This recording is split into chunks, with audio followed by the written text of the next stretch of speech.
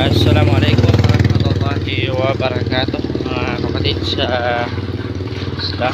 Magandang umaga sa ating so, alhamdulillah, tayo ay nagpapasalamat kay Allah dahil umabot tayo sa umagang ito. So, lagi natin pinapanalangin o nagdudua na ligtas tayo ng Allah subhanahu wa ta'ala sa sakuna lahat ng mga itong bagyo. Bago talaga, pakalakas talaga yung yung itong bagyo na Christine. So papasok tayo ngayon sa sa trabaho. Duty na tayo. Kaya natin yung motor natin.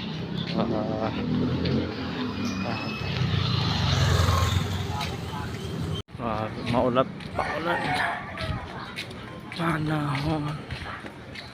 Mga kapatid sa pananampalatayang Islam, alhamdulillah nakarating na tayo dito sa posting. Kanina kasi huminto ako sa daan dahil napakalakas yung pero hindi pa rin huminto kaya